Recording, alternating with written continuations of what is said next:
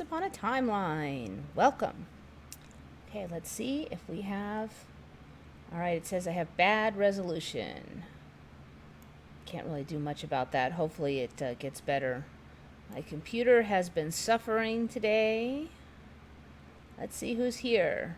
Preliminal, Dark Wolf's Den, Autumn Nicole's,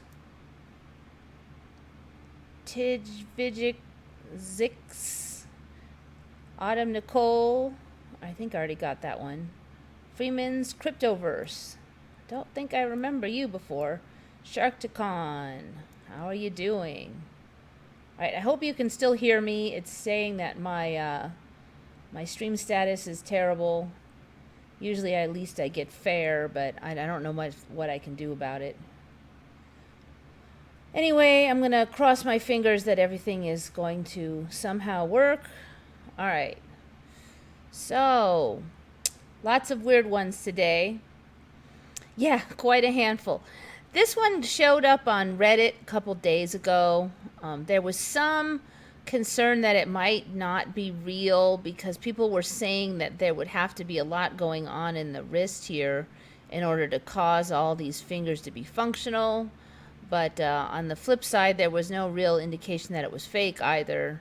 So I can't say for sure, but with the parent x-ray there and everything, I thought that was pretty interesting. I've never seen anything like that before, and it looks pretty creepy.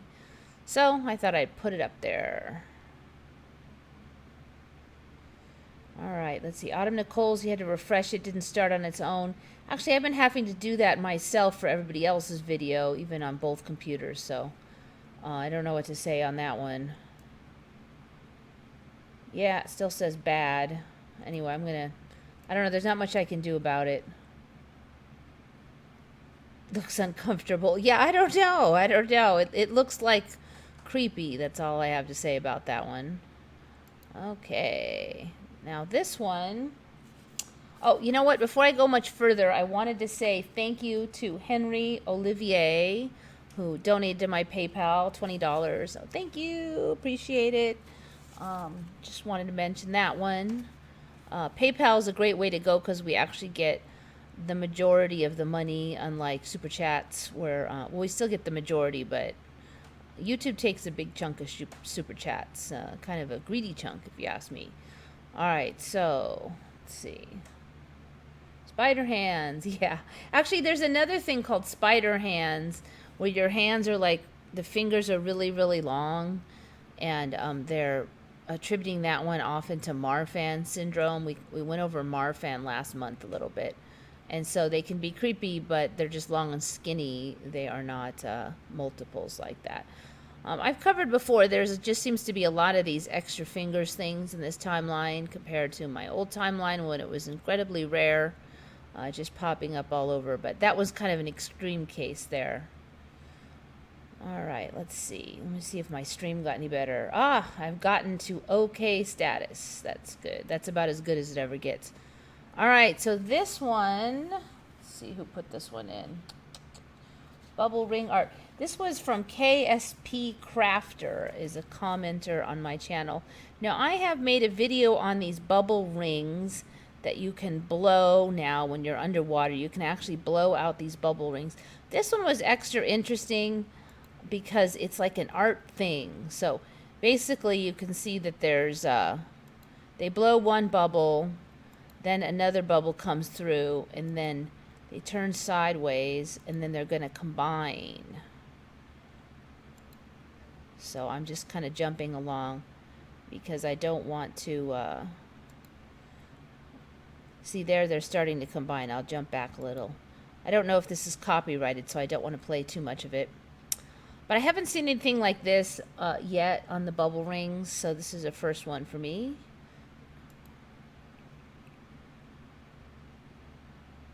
So they kind of combined and then separated, which was weird. I'm going to show that one more time. Yeah, pretty weird. And that's the end of that story. But mesmerizing underwater bubble ring art. So, interesting. I didn't have any of these bubble ring things in my old timeline, so Okay. Now let's get to that thumbnail that somebody was asking about. This one is from, this is called a pygmy gerboa, and the commenter that mentioned it was called Catnap. And I heard about these pygmy gerboas before, and they were this one with the big ears. And when they first came out about a year ago, they were saying this is the weirdest thing in Australia, I think they were saying. Now, at that time, they didn't look super weird. They had kind of long ears and kind of long feet, but they weren't that strange. The tail's gotten longer, and it's gotten this weird tuft on the end of it now. And the head has kind of combined more with the body, and I don't really see the front legs that much anymore. When I first saw them, it had more front legs. Well, now we have this version over here, this yellowy version. It doesn't have much ear. So apparently there's multiple kinds. Now, this thing really looks like a Pokemon to me.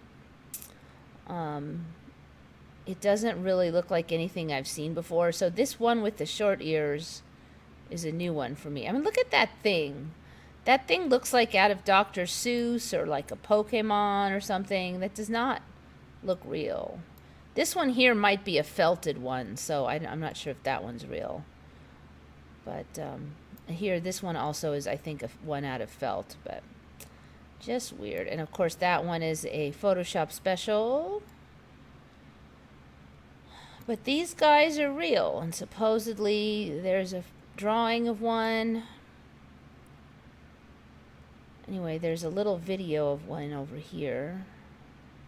I'm going to first click on the Baluchistan pygmy gerboa, a dwarf three-tiered gerboa. So there's a bunch of different gerboas now, apparently.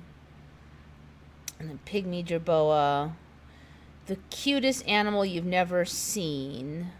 That's a very popular statement in the new MEs.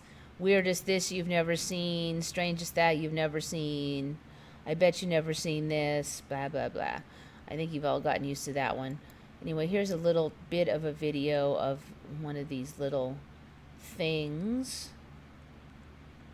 See, that it's interesting because there's not... The head is sort of clamped onto the body more. There's not really a separate head. And that's what makes them look so weird. They're like a puff ball with eyes. So, just weird. Anyway, another manned animal for me. Half bird mouse. Yeah, it does look like a half bird. Research 5G. Yep. Looks like a genetic experiment. Yep. The rainbow turkey, Sean, and that one was covered about a year ago, I think. I think I saw that almost 2 years ago. I posted that on Retcon a long time ago. But yeah, they're really weird. They're probably going to be getting more crazy looking. Let me just check those out. Turkey. I think they're, what is that word for them? Oh, there was a word for them. Not reticulated, there was another word.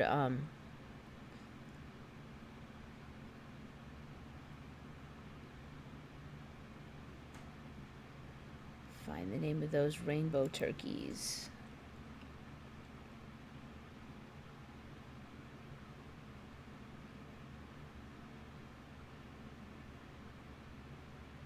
I wonder if sound can travel within the bubble like that. Justice League video with Shazam character. He fell into an ocean and said Shazam underwater and the bubble reached the top. And Shazam. Yeah, maybe. Alright, I think this is the one. You can't eat for Thanksgiving. I wonder why not. Oh, this is the one here. Ocellated. That's the word. Ocellated turkey is the word I was looking for. This, I think, is also one. See what their excuse is. They must be endangered or something. Is that why you can't eat them?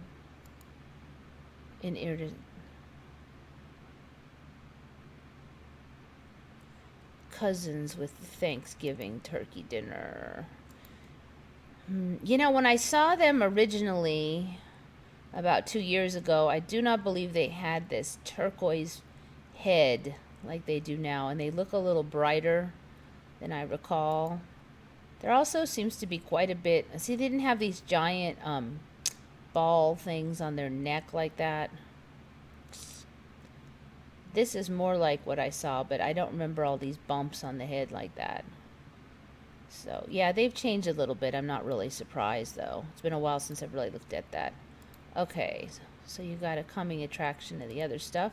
All right, this one, what was the person who came up with this one? Wait, that one is over here. Triboluminescence. Hopefully I am saying it right. It might be triboluminescence. This is from a commenter named Parallel Dolls. And the story behind this triboluminescence is apparently now, if you rip apart anything that's sticky, like Band-Aids, Post-it notes, duct tape, anything like that, it creates a blue light. Never heard of this thing. This is crazy. So here they're going to pull apart a Band-Aid and you're going to see a blue light. They turned out the light so you could see it. You see the blue light right there? Right as they pull it. Whoops, let me go back. That one is pretty quick, but... So there's a lot of instances of this online. This is another one. Also, if you rub things together, it's supposed to be caused by the breaking of chemical bonds, letting off this light. Now, this one is interesting because the guy's got two stones and he's just going to, quartz stones, and he's going to grind them together. Now, I recall that you could bang quartz and get sparks, but I've never seen this triboluminescence thing from them. So this light is caused by him rubbing two stones together. Very weird. You can see the stones back here. It's just these two stones, and he's just going to rub them.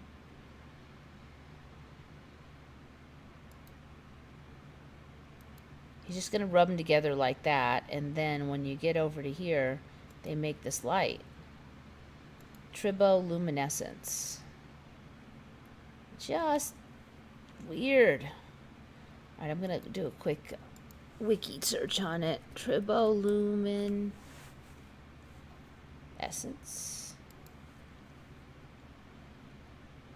The emission of light from a substance caused by rubbing, scratching, or similar frictional contact. So I had checked a couple of those before. There's the rubbing one. Sticky tape supposedly does it. Quartz crystals exploding with light. So apparently here in this one, they're squishing the quartz. It's supposed to create light. I don't know about that. That's a lot of light. Look at that. That's just not. I mean, I want to say it's fake. I know it wasn't in my old timeline. Okay, nobody's saying it's fake in here. I think it's just black body radiation. You're heating the crystals to orange hot. Piezoluminescence would more likely look blue. I don't know. Anyway, none of that stuff happened.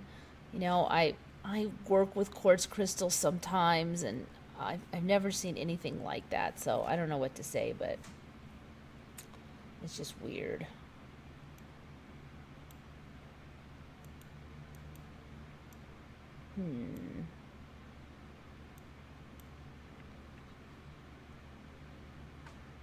Past TV shows with new scenes that are out of context with the narrative of the episode has to be a new type of ME.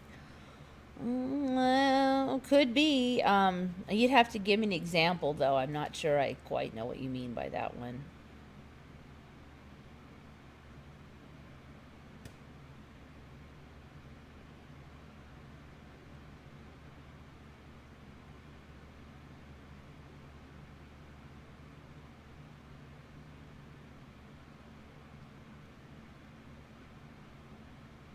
I've noticed at least two scenes that are totally out of context for Everybody Loves Raymond.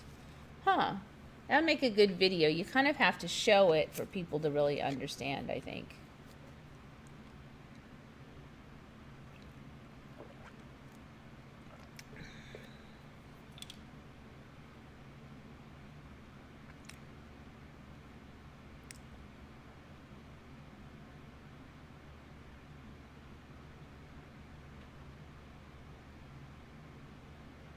I keep seeing new videos from people that I've seen weeks ago or even months ago, but it will be new to the uploader and their followers. We're in some freaking time loop of something. I'm sick of it. So basically you're saying, even though you saw their videos, suddenly there's new videos that are supposedly uploaded a long time ago. Yes, this is very common. We've all been complaining / noticing it. I've been saying for a while, and not just me, that one of the best ways to find new MEs is to look at old videos. Belinda's in, Fizzy Pop's in. There's a whole bunch of people in now, so hello all new people. Let's see. Alright, so there's that weird thing. Okay, here's another one. We had a lot of good suggestions from commenters on the channel this week. This one, this opposum LTNF is from Stand Up for Freedom, a regular commenter on the channel, and he's got a lot of good stuff. Okay, so supposedly now, opossum protein neutralizes nearly all poisons. Could have benefits for humans. Now, you probably recognize, to me, these possums are looking more cute than I remember. They used to be just kind of all gray. Now they've got kind of a white face and these dark ears. They're looking a little bit less. They've got kind of these longer strands of fur. They used to be more just gross looking. They're looking a little cute, but possums also, when they get scared, they get in kind of a comatose state, and they look like they're dead. But that's an old saying, and play possum, and it was true in my old timeline. But you would have thought that you would have heard about this. The story now is that they found that these possums can somehow disable all kinds of protein or poisons. So let's get into it here. Opossums may someday provide an antidote to nearly all forms of poison, including everything from snake bites to ricin. American possum produces a protein known as lethal toxin neutralizing factor, LTNF. This protein seeks out otherwise lethal poisons that have entered an opossum's body and neutralizes them.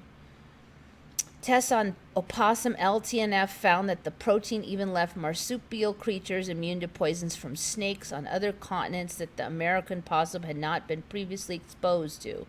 So basically, even totally novel protein poisons to the possum are still neutralized by the LTNF. And interestingly, what they found is if they take the LTNF protein and inject it into other creatures, then those creatures also show immunity to things like snake bites and scorpions and stuff. So basically, it's kind of like the cure-all for poisons. Almost all of them are covered by this LTNF. I mean, down the line, they might be able to use this in humans as a, say, an anti-venom. Be a lot easier than milking snakes all the time. Perhaps there'd be less allergenic problems. One of the problems, like for instance, when dogs get bit by rattlesnakes currently, is that the anti-venom causes an allergic reaction in many dogs, and many dogs die from the allergic reaction to the anti-venom before the anti-venom can neutralize the snake bites. So there are some vets that say that unless your dog is small and in danger of having their windpipe closed, that you should not give anti-venom for snake bites, as most larger dogs will survive anyway, and the danger of the allergic reaction is greater than the danger of death by snake bite. This may be true. Actually, one of our medium-sized dogs got bit once, and he recovered just fine without anti-venom. So anyways, really interesting here with this LTNF. Let's see, when was this article from? 2012. So not exactly a new article. There was something down here also. They said that, interestingly, the journal entry in LTNF was published more than 10 years ago in 1999. This raises questions as to whether the protein benefits would be applicable to humans and why the test results are only now making news. So, I mean, I guess you could make an argument that it can't be patented if it's natural, so maybe all the medical areas are not interested. But on the flip side, you know, horse anti-venom and the milking of the snakes and stuff can't be patented either. So and they went ahead with those, so I don't know. Weird. Anyway, good job finding that one. Okay, this one's sort of a weird one, and it's not one that I see. But Julie Holcomb brought this one up, and she had a lot of good evidence. I'm not going to go through all of them. But basically, it seems that a lot of people thought there was such thing as November 31st. And she had a whole bunch of articles that of stories that supposedly happened on November 31st. But in this timeline and in my old timeline, November only has 30 days. So there's no 31st. But weirdly, some people actually printed up a whole bunch of calendars with the 31st on it. And if the 31st never existed and you were copying old calendars, then I don't see how you'd get a 31 in there. But so it seems that the nonprofit organization that supplies much of Capitol Hill with calendars, the U.S. Capitol Historical Society, made a major blunder this year and didn't realize until 650,000 copies of We the People calendars had been printed that there was no such thing as November 31st. So pretty weird story there. For me, I always use that finger thing where you go January, February, March, April, May, June, July, August, September, October, November. And every finger that goes in the lower spot is for the short months, and the higher spot is for the longer months. So November was a short spot for me. So for me, it's not an ME. But she had a lot of really good evidence. So, you know, who knows what timeline, what was in other people's timelines? I certainly don't. All right, now this one, I might be the last on the boat for this one, but this is called Golden Bridge in Ba Na, Vietnam, and this is from L&L Fairbanks as the commenter. The name is L&L Fairbanks. Apparently this has been all over Instagram, and I am not on Instagram, so I'm slow. I'm slow on this one. They made this bridge over there in Vietnam with these hands that supposedly hold it up. They made the hands look old and weathered so that it looks like a really old thing. Supposedly it's kind of a new thing, though, that they just built this and opened it. But it's very surreal looking. You can tell by the images. And since they made the hands look old, I'm going to be curious to see if that one goes backward in time, and over time we find that it becomes truly old instead of just looking old. I mean, but you look at it, it looks fake, it looks photoshopped. But supposedly these are 100% legit weird bridge that they have. So anyway, weird one there. Let's see what everybody else has to say. I'm a bit silly tonight. Had a couple of THC candies. Well, that'll help out. I've just been tired this week. It's been a better week than the weeks before, but I've still been pretty pooped out. Haven't hardly made any videos, although I do have some ideas for some. Work's been really busy. I've had a couple people in town, so I hope to get back to making some of the regular videos here soon. I usually have more ideas for videos than I ever get around to making videos, actually. Thanks, Real Mentoring, for for the donation. $5. Thank you. I appreciate that. I noticed my alarm didn't go off as usual. Hopefully I didn't miss anybody else. Looks like Top Chat has a thing now where they kind of notify you of everybody that that did the super chats, but which would be nice, so I don't miss any more of them. The water bridge. Chuck Norris will survive the poisons. Possums and cockroaches, however, will not survive. Chuck Norris. Yeah. Yeah, watch out. Maybe the real Chuck Norris will come true in the next time shift. You just never know. I haven't been able to sleep. Was up for 27 hours. Slept for 2.5. Then up for 7. Slept for 3. Yeah, you know, everybody's sleep is off. There's nights when I don't sleep right at all. I wake up, I'm more tired. There's nights when I don't sleep well. Other nights I sleep a lot, but they don't work, and I wake up and I'm just pooped. And then there's other nights when I sleep okay, but not great. So, I don't know. I mean, I used to sleep so well, too. I used to be so good at sleeping.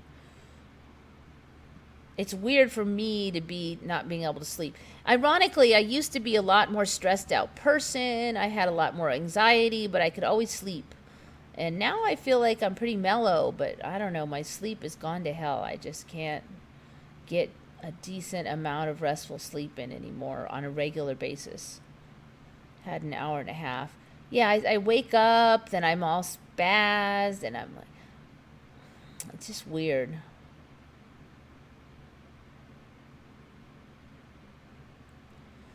So, yeah, I don't know what's going on. And I can get to sleep, but it's just not refreshing a lot of times, too. Have you seen silica aerogel? Dates back to 1930s. Silica aerogel. All right, let me stick that in there. Silica aerogel.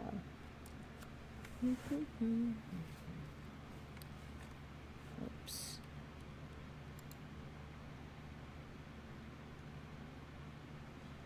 Really, 1930s? I thought I saw that like last year.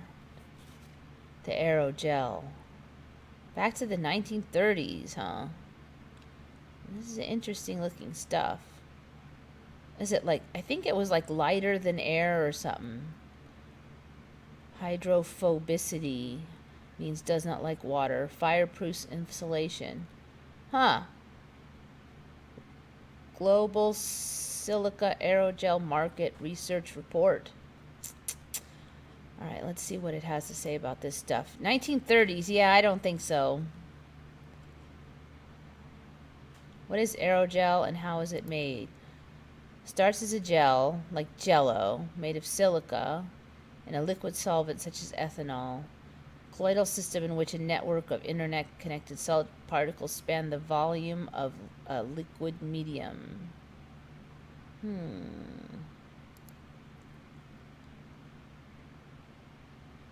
Installation on a Mars rover. Commercial products. Yeah, well, the Mars rover. All that stuff's changed so much, so I guess I shouldn't be too surprised. The space shuttle's changed a ton.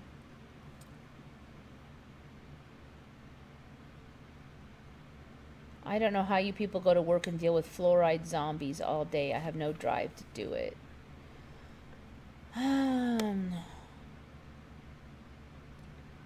Yeah, I'm not a big fan of consumption of fluoride. But frankly, whether I consume it or not, I don't notice any obvious changes in my mental state. I think it might be more of a slow poison that might attack the bones more.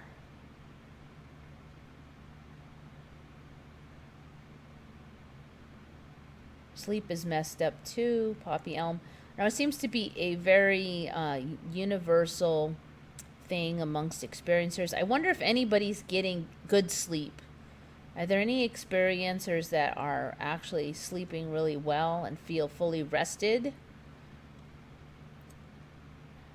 I mean, assuming you have time to get to sleep, which I do. I feel unresolved about human existence since all this reality warp preliminal.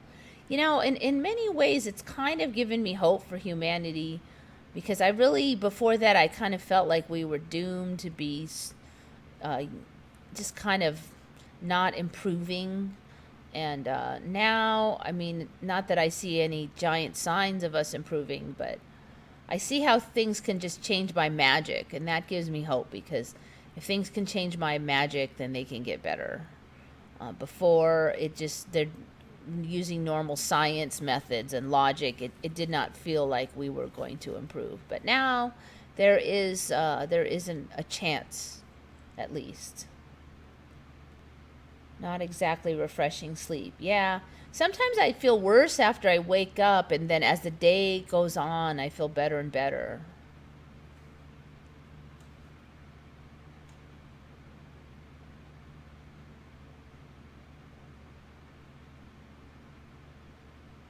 Where I live, they banned fluoride in the water. Well, somebody's got 2 brain cells.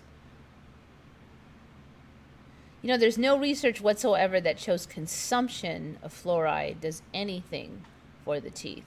Yes, there is research that putting it on the teeth and letting it sit there for a little while, like in toothpaste, does in fact harden the teeth. But actual consumption into the stomach, there is no evidence at all that it does anything for the teeth.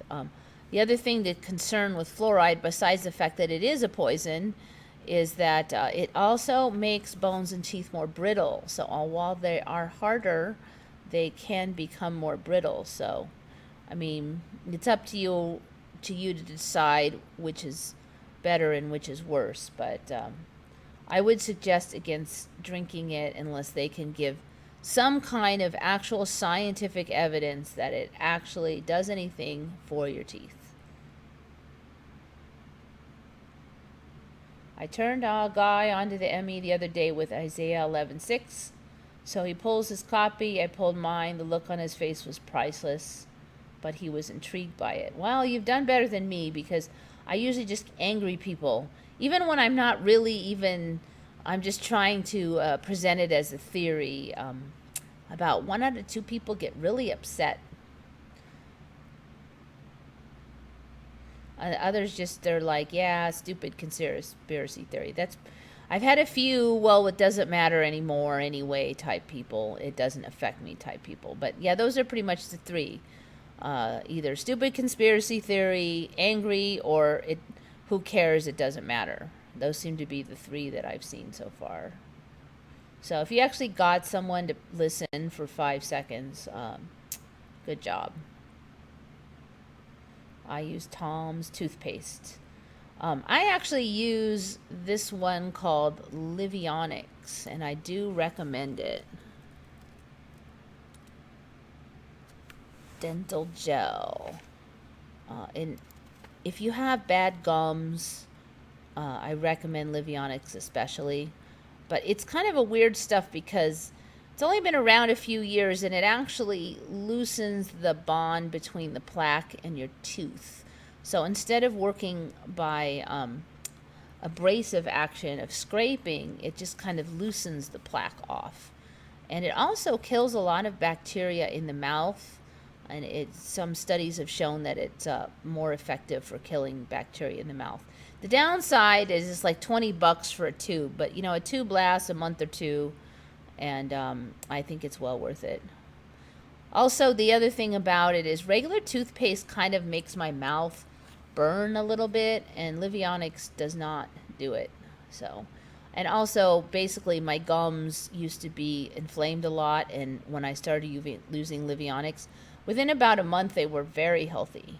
And I've never actually seen my gums look healthy before, so. No, I don't work for Livionics, but I do really like them. You can buy it on eBay or on their website or whatever. So before I was using Livionics, I was using baking soda for a while, but it's kind of salty. It doesn't taste good.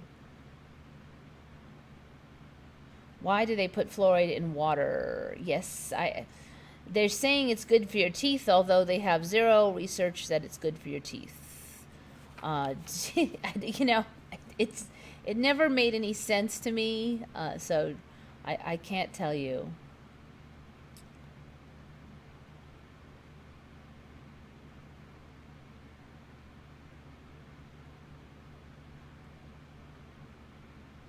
I am finding personal MEs getting quite drastic now.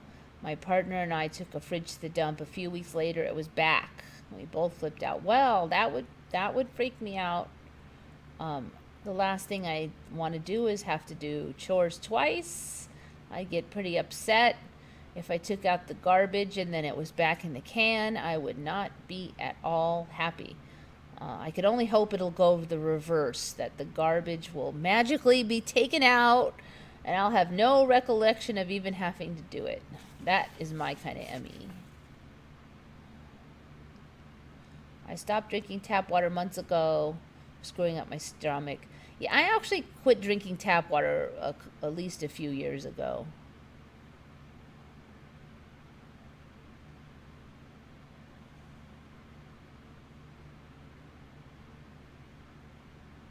The baking soda brush is going well for me. Yeah, it was fine except for the taste.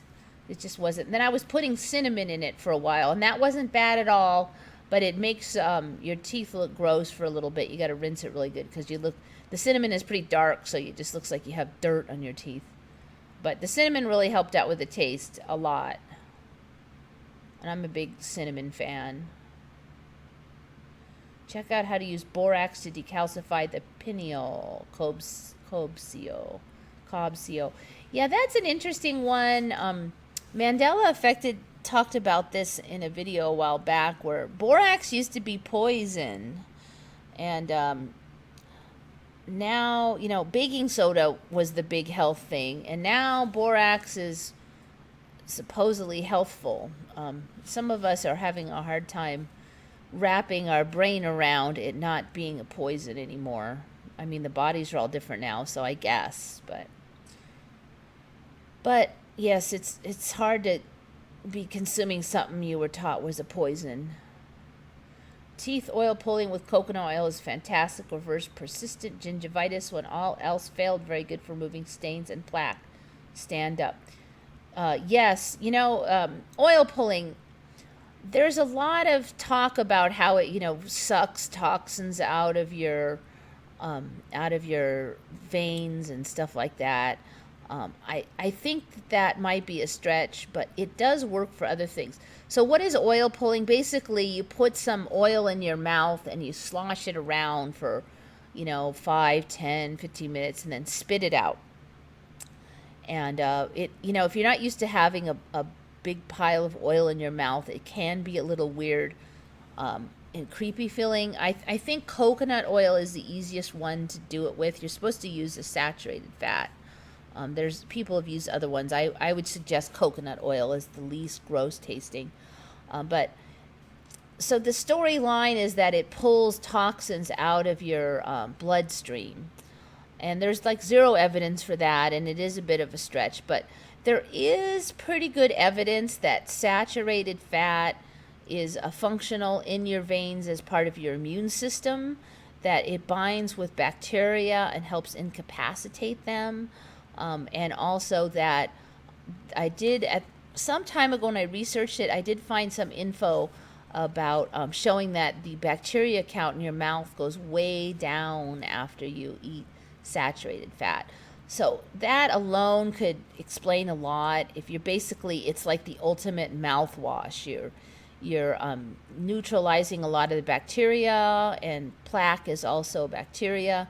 So there's actually decent research for the concept of oil pulling. So basically you just want to coat your mouth and teeth really good with this oil, and then you spit it out afterwards. So you're not going to get any appreciable amount of calories or cholesterol or anything doing it. Coconut oil is really quite cheap, and you're just using like a tablespoon or two of it. So I would suggest it if you have gum problems. Stand Up was suggesting, I do suggest that if you have gum problems, you do it.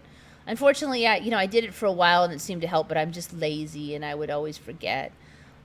Whereas with the toothbrushing, with the Livionics, I have a habit of brushing my teeth in the morning, so I wouldn't forget, and it only takes a minute versus 15 minutes for the oil pulling. So Livionics is great for lazy people. And the taste on the toothpaste is really good on Livionics. But yeah, oil pulling, I do suggest it. It does work. Definitely does work. At least it did for me. A part of the argument for it is, in the past, we didn't eat a lot of carbs. We did eat a lot of saturated fat. It's natural. It helps neutralize. When you eat a lot of sugar, there is pretty good research that sugar really helps breed bacteria in the mouth. Bacteria love sugar, and they don't love saturated fat. So you're basically sort of neutralizing all the sugar bacteria in there by slurping around the saturated fat. So good stuff. Something definitely to consider. It won't hurt you. It's one of the greatest things. It's cheap. It won't hurt you. You don't have to go to the doctor.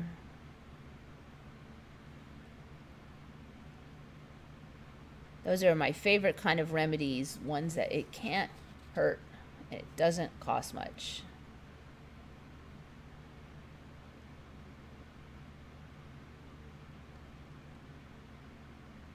Livionics does not whiten your teeth. That's the one thing. It doesn't have any bleaches. It doesn't have any abrasive action. So I actually use the electric toothbrush. Which one was it? There's one that was recommended for that had a lot of research that it really helped. It was, I can't remember the name of it now. And the electric toothbrush vibration is enough to kind of whiten the teeth and clean them off, and it has a little bit of abrasive power. So I pair that with the Livionics, and they're perfect. But yeah, Livionics does not whiten by itself. So if you consume a lot of tea or things like that, I would suggest that you pair the Livionics with a electric toothbrush, a good quality one. Quitting the sugar, yes, I definitely agree that's a good plan. Yeah, I know. And Autumn Nicole, sugar is the tastiest, but it's addictive. It's like a drug. For a lot of people it is anyway. It is for me. That's my one great addiction is sugar.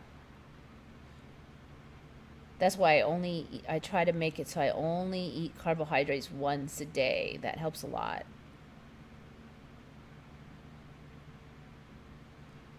I was in the garage, looked at the time, it was 1:44 p.m. I went inside, got myself a drink, unloaded the dishwasher. Took about 5 to 8 minutes, came back outside, looked at the time, it said 1:44 p.m. Yeah, there's been a lot of reports of weird time. For me, it's getting faster and faster. It's just getting harder and harder to get anything done.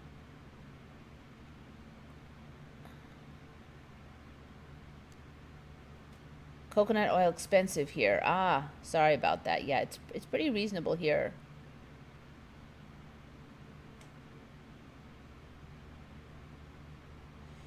I can only eat nuts, dates, and such the last few days. Avocados, only pure foods. Yeah, I've definitely had a craving for real foods, not the old processed foods. Fresh fruits, fresh things with liquids in them.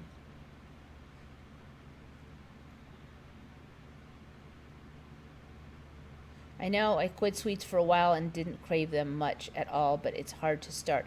Yeah, that's the hard part, is right in the beginning you really crave it. And then the craving just passes. It's like you break the addiction. But then, there's sugar everywhere, and somebody offers you a bite of cake, and you can be back on the addiction in a minute. So that's what's so dangerous about sugar. My appetite has been cheap for weeks now. Yes. Unfortunately, I haven't really lost much weight, though.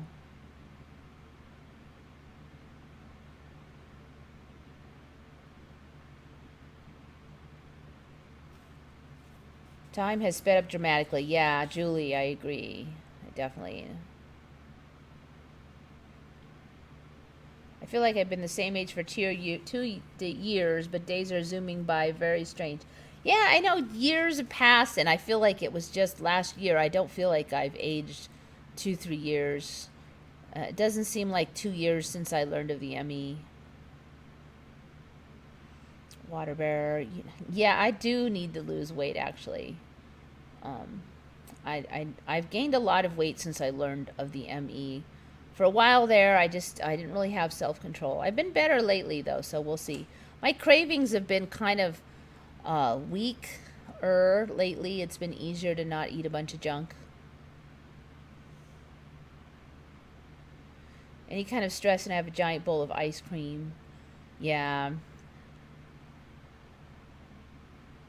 Never heard of extreme embalming, but it's always been a thing in Puerto Rico where they prop recently deceased everyday poses. So creepy. You know, it wasn't just Puerto Rico where they're doing those. They did that in the ancient, in the not ancient, but the older histories of America too. Now I've just heard about that in recent weeks. That's from Research 5G. I was thinking of putting this one up. I probably should have, but and I've never heard of this before, just a few weeks ago, and I've seen it several times. Actually, that's a perfect one to put up here. So all of these photos here, they would basically, right after the person died, they would take photos with them like they were just sleeping or something. I think they did something weird with the eyes too. Oh, you know what they said? They said they painted eyes on the closed eyelids so it looked like their eyes were open. So this was a thing, and okay, so here's one I definitely saw, this one. So this girl is dead here. Let's visit this whole BBC thing. I'm quite sure this was not in my old timeline. The Unsettling Art of Death Photography. So I'm guessing that this one here is dead. It was common for them to die before their 5th birthday. In this picture, the youngest child has died and is propped against a stand for the picture. So basically, this was the thing in the current timeline. This one also is dead. Long exposures when taking photographs meant that the dead were often seen more sharply than the slightly blurred living because of their lack of movement. Yeah, it's even more creepy. The thing is, if they're holding her up, then she should wiggle almost as much as they do. As if it wasn't creepy enough. Now you have, so there's this child I assume is dead. So they're calling it memento mori pictures. Printed on cards for the bereaved to give to friends and relatives. On some occasions, eyes would be painted onto the photograph after it was developed, which was meant to make the deceased more lifelike left. Other times, death was more obvious. Memento mori. I'm going to write that one down, actually. Sometimes I just see so many of these MEs and I just forget to write some of them down. But that reminded me. All right, I'm going to look up this extreme embalming thing now. You know, all of the many documentaries I've heard of embalming, but I've never heard of this extreme embalming. Inside the rising trend of extreme embalming. I guess they're just making them like lifelike forever. Corpses are posed with glasses of champagne, video games, and even a motorcycle.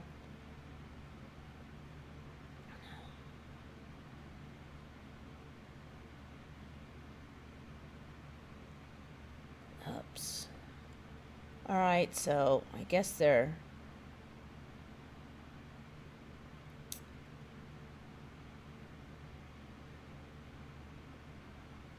chose to honor the deceased mother by posing her body at a table with a can of Busch beer, a menthol cigarette, and a New Orleans Saints manicure.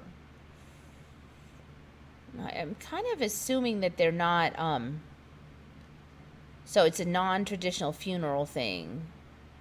So instead of being in the coffin, they're sitting at tables, playing video games.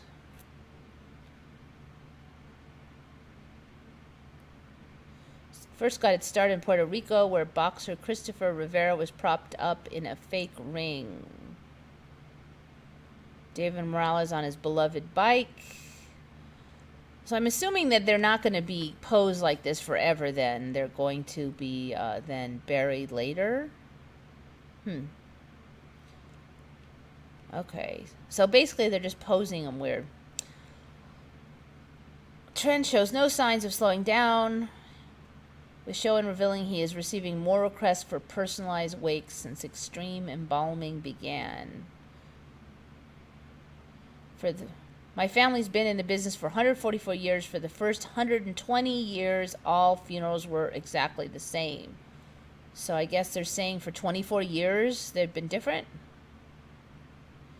Last 15 years is getting very different.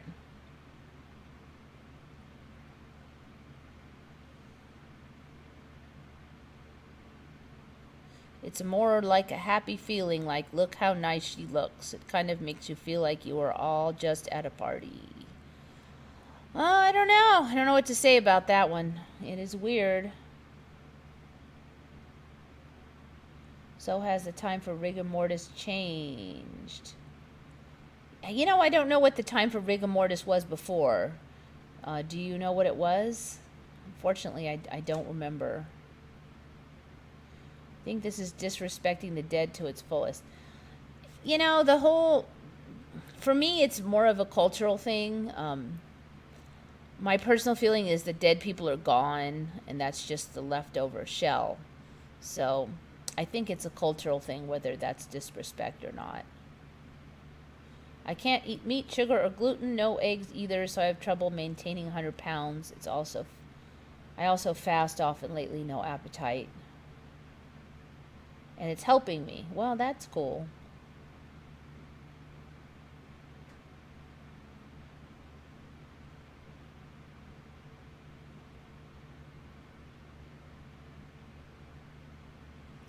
Where does the embalming come in? Julie Holcomb. Well, basically, when they embalm, they drain the body of fluids. I don't know every detail, but I know the general. They drain out all the fluids that are normally in there, the blood and stuff, and then they pump chemicals in there that are basically poisons that preserve the body so it doesn't get rotted and stinky and like that. So that's what embalming is. And I'm guessing that they pretty much, that system hasn't changed, but used to be they would just put you in the coffin and make you look like you were sleeping. Now they will generally put some makeup on you so you look skin colored instead of really pale. A lot of times the women, they'll put on the eyeshadow and all that stuff just so that they look, kind of decent while they're in there. So I guess when I heard the word extreme embalming, I thought that there was going to be some kind of embalming where you never rotted or anything, but apparently it's just this posing. After they're embalmed, they pose them in a more lifelike positions. I don't know all the details of how they do that. Maybe if they pose them right away, then they get stiffened in that position and stay.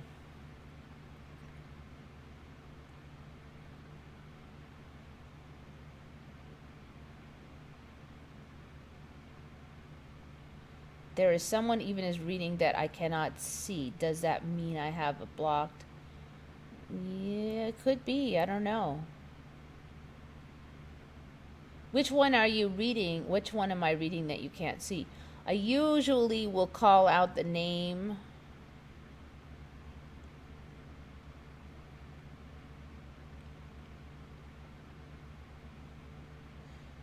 There was a superstition about taking pictures, taking the souls away. Water bear.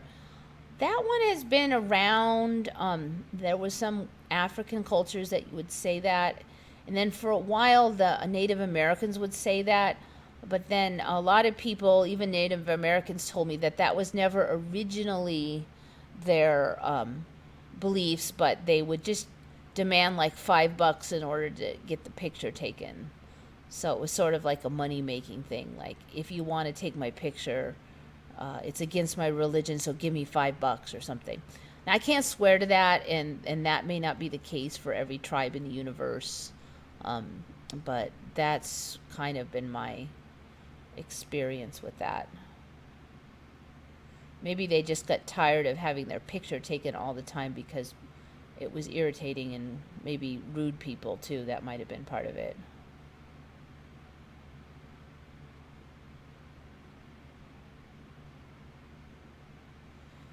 What do I think is the biggest ME of the year? Dang. I'm not sure of the year. To me, the biggest ones probably were the ones I heard of first, which was Arctica missing, the rib cage changes. I would probably say, like, there's so many geology changes, so those are the biggest ones for me. Another big one is the attack before its time. A lot of those are really weird. It's hard to just put one, but the anatomy changes are ongoing, so I don't know. I can't nail it down.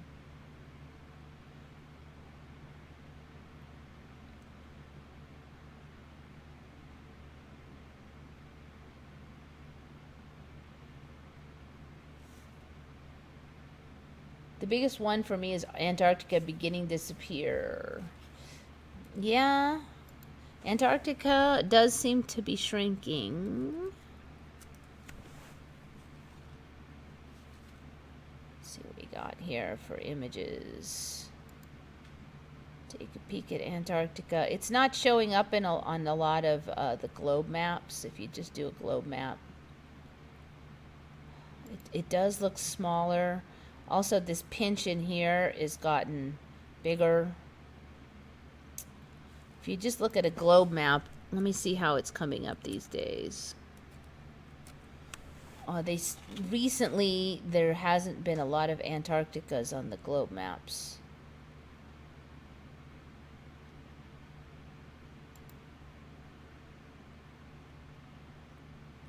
All right, so you don't see it on there.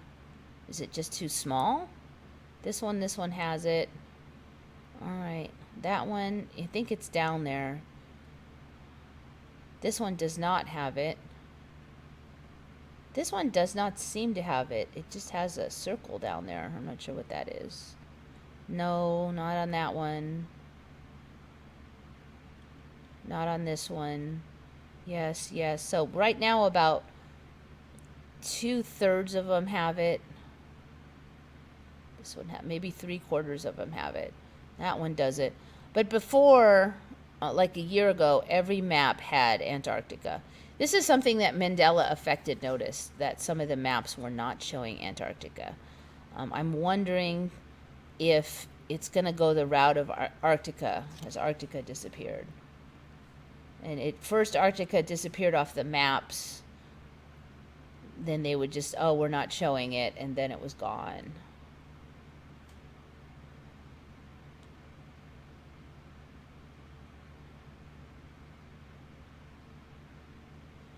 I watched Washington's jacket turn from flat to 3D on Mount Rushmore. Let's take a quick look at Mount Rushmore and see what's up on there. I have saved photos, but for some reason photos aren't coming up very well on my computer, so just today they are not. Yeah, Washington seems to be peeling off still. I think he is still peeling out. He was in there similar to the rest of them, but now he's turning to his right and peeling out of the rock. It's such a ridiculous thing to say, but look, he's gotten out pretty far. Yeah, see, look. Good call. His jacket is really 3D now. For a while it just looked scratched in there.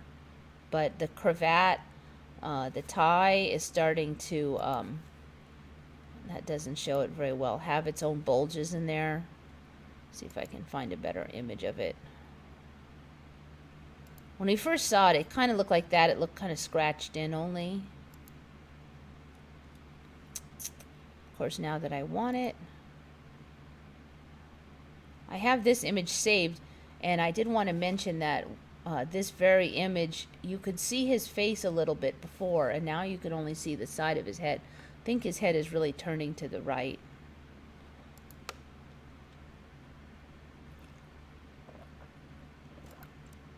Here's another one I have saved. This one's changed for me about 3 weeks ago. There's this straw sticking out of his head now. And this hand, I don't think was quite like this, but there was definitely not a straw sticking out of his head. When I first saved it, this head back here was not so washed out. You can barely see it. It looked like something happened to this one.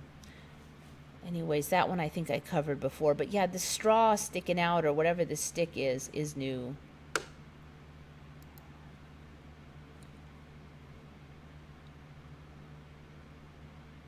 Okay, so anyways,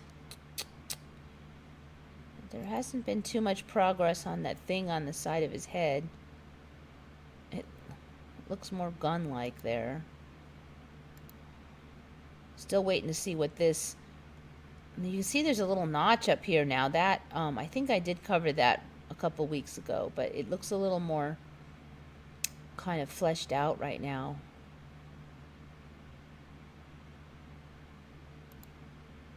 Alright, you can see it's pretty 3D here. Alright, jokes. All jokes aside.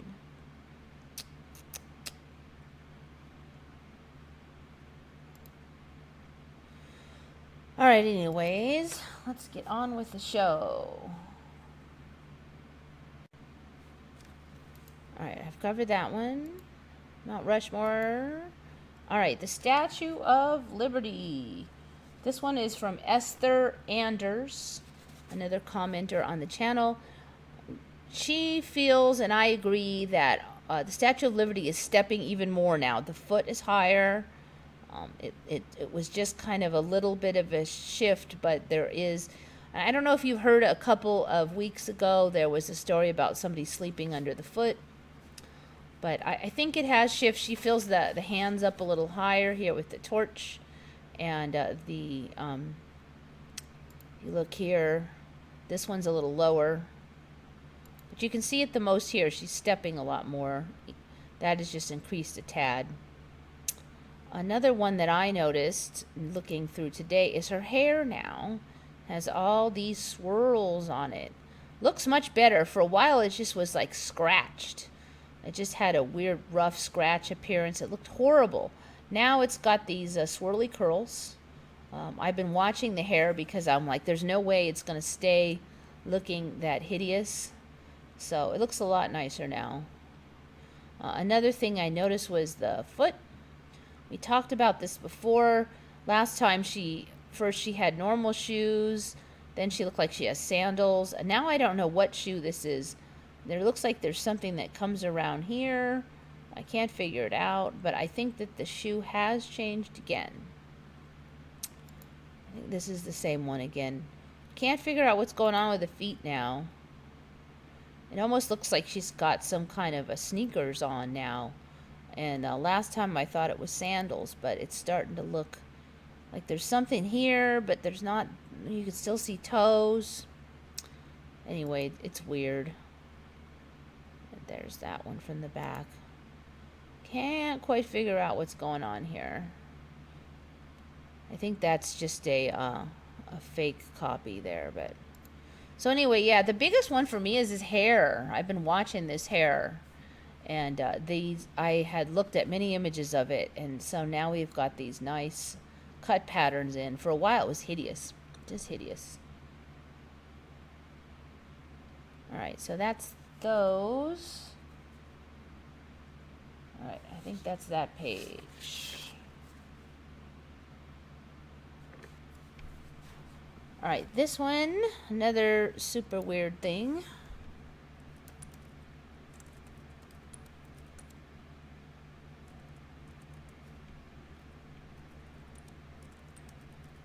Was it 42,000? I wanted to say 4,200. 42,000 years.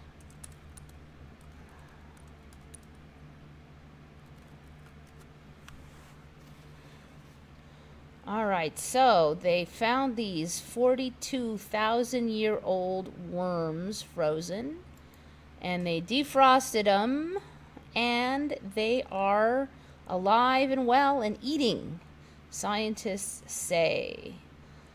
Pair of nematodes, roundworms. Now, in my old timeline, when you froze, your cells froze, the shards of ice would break the cell walls, and you'd be completely dead.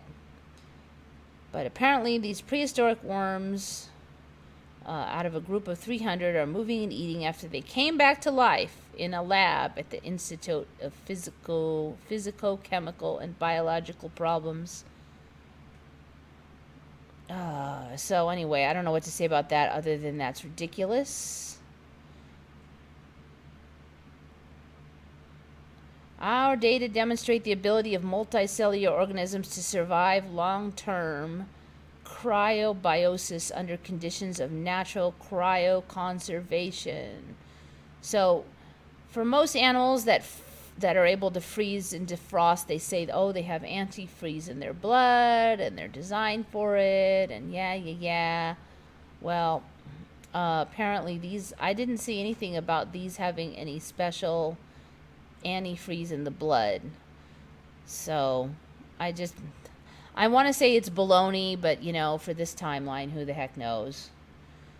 But so they're basically saying worms now can be frozen and then just defrosted and be fine. Granted, it was only 2 out of 30, but still. Crazy. No and no.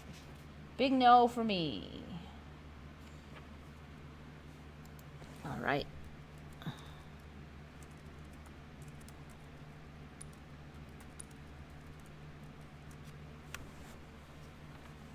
All right, you might have seen this one in the news. Rare dolphin whale hybrid spotted near Hawaii. So they're saying, oh, we've known that these can breed, but now we've seen one. Look at, there's no dorsal fins on there. Researchers found the first known hybrid between a rough-toothed dolphin and a melon-headed whale. I've never heard of either anyways. I think melon-headed is one of the really new ones. I mean, I've heard of it, but not until recently. This just follows the trend of many creatures now being able to crossbreed that in the past could not do so. So here's another one that they're advertising. Scott Harrison covered this recently, but I already had it on my list, so I'm including it anyway. All right, this one's interesting. Interesting in a kind of gross way. So apparently, and I've been studying bees for a while. We have a couple of honeybee hives ourselves, so I keep an eye on the whole bee situation.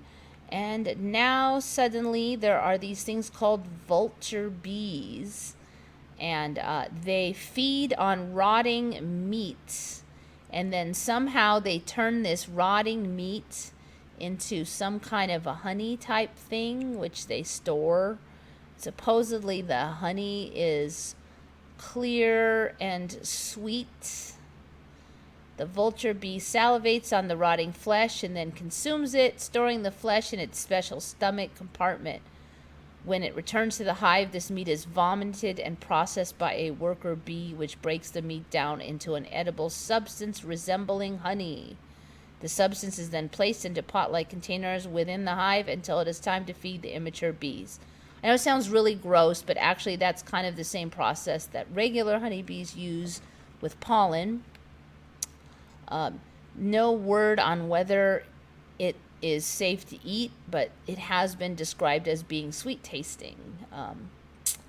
Whether you'll get violently ill or it'll just be like regular honey is not yet being advertised. So anyway, basically you have honeybees that are like rotting flesh eaters now. So pretty gross. Never heard of those. Also, another one, this is kind of a fantasy for every beekeeper, but they have a bunch of stingless bees now. And these vulture bees are one of them, which is how I found it. So there's a lot of bees now that don't sting. and still make honey. And there's a ton of them, like in Mexico, and there's a whole bunch of different species. There's a ton of them in Australia. And the story now is that the stingless honeybee propagation is making a comeback, and it's getting more popular. It almost went extinct. Well, I've never heard of it, but apparently now it's making a comeback. Meliponines are one of the groups of species. They're pretty much everywhere except for the United States, is what I can tell right now.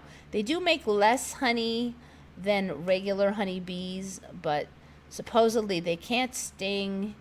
They have biting teeth, but they can't bite hard enough to really worry people. And they're generally, a lot of them, not very aggressive. So they would be fun to have and they also are communal and can be kept in hive boxes, just like regular honeybees. The main difference is they don't make nearly as much honey, but still, they're supposed to be good pollinators too. So, never heard of that. Stingless honeybees. That's kind of like a fantasy. All right, so you guys are kind of quiet on the comments today. I keep thinking that maybe my video feed is frozen. Let's see. Okay, so anyways, vulture bees. Oh, here's another one. Bees have teeth on their wings. That's a new one I've never heard of. So apparently they have teeth on their wings, so they can lock their two. On each side of their body, they have a big wing and a little wing. So the story now is that they can zipper the two wings together for when they're flying, so that they're more efficiently flying. But then when they get into the hive, they need to fold those wings back. So they unzipper them to separate them, and then fold those wings back so that they can get into a flower or into the hive or whatever. So, yeah, like, I don't know, bees have changed so much. I kind of covered a few things in the past comments, but no, they did not have zipper teeth on their wings, okay? Anyway, so I don't know what to say about this ridiculousness. I just, I don't know what to say, but anyway, so I call Emmy on that one. All right, here's another cute animal that showed up. You've heard of an aardvark. You've heard of a wolf. Well, now we have an aardwolf. And they're cute. Little aardwolves. Look at that. Cute guy. And this is a baby one here. Super cute. Nice little stripies.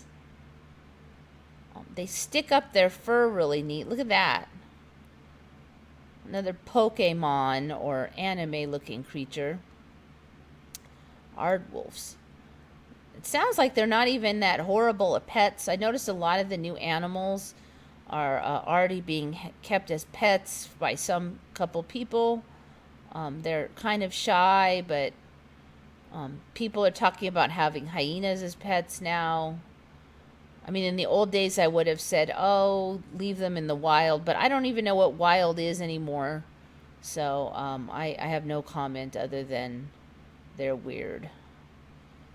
So let's look at the wiki. Aardwolf is a small insectivorous mammal native to East and Southern Africa.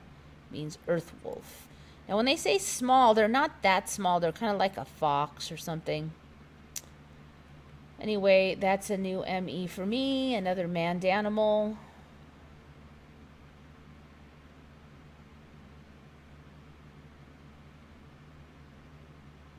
The viral rat worm. Are you talking about that rat-tailed worm? Yeah, I actually have that on here. I think I was going to cover it. I'll jump down to it. Rat-tailed maggot. I think this is what you're talking about. Weird creature.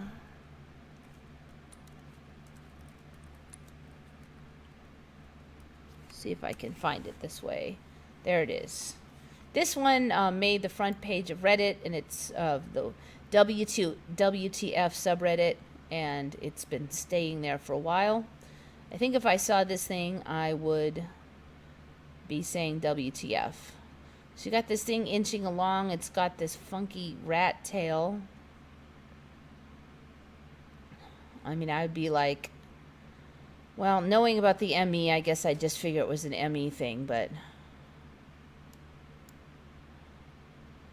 yeah, that would get your attention. Yeah, walking corn dog. There was a lot of jokes about a walking corn dog. So apparently it's a larva. What was it of? Somebody wrote it in here. Rat-tailed maggot. All right, I'm just going to click on what somebody else figured out. Rat-tailed maggots are the larvae of certain species of hoverflies belonging to the tribes Urstelani, blah, blah, blah, blah. So apparently this is a larva, and this is like a, I think it was a breathing tube snorkel thing coming out of its butt. Again, we're seeing the whole breathing through your butt thing, which seems to be getting quite popular in the current timelines. Occasionally, cases have been documented of human intestinal myiasis,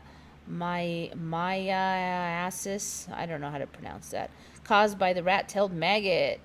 Ew, so these things can get in your intestines, apparently. Ugh.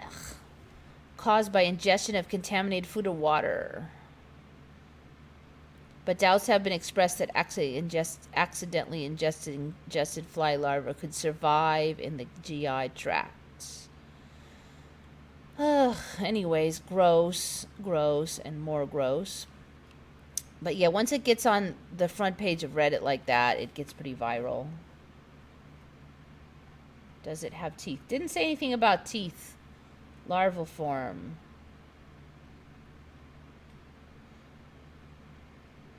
So it's rat-tailed maggots. And looks like there's a number of kinds, too.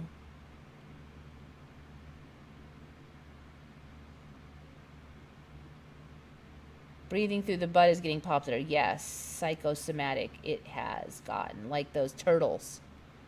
And I believe there's some of the sponges are doing that. I swear sometimes the Emmy, it just has a sense of humor. Or it's messing with us or something. Okay, so... and strap around tree after car fire.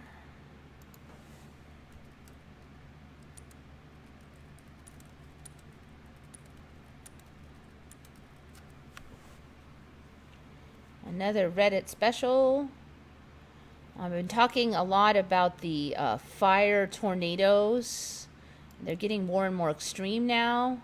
I don't know if you've heard about the big fire in Redding, which is at the top of North California, but there was a huge firenado there. And this story is supposedly a firenado wrapped this fence post around this tree. Now this is a piece of metal here that was wrapped around this tree. Sometimes it kind of amazes me that this can wrap around the tree, but the tree doesn't fall down. If the winds are that much to bend the metal, you would think that more of these trees would be down. But so anyway, the firenado thing, 100-mile-per-hour winds. See if I can find the one on the Redding fire.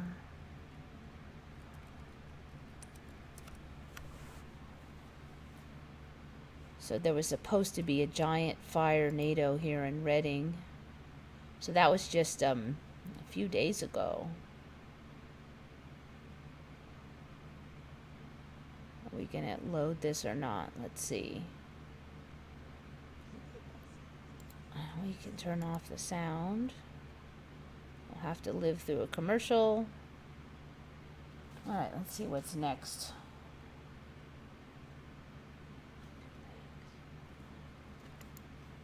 Ah, we were back. All right, so there's one of the firenados that supposedly showed up.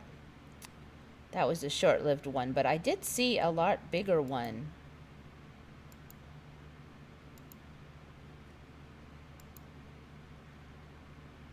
That one's a kind of a tiny one. There was a huge one that they were showing, though.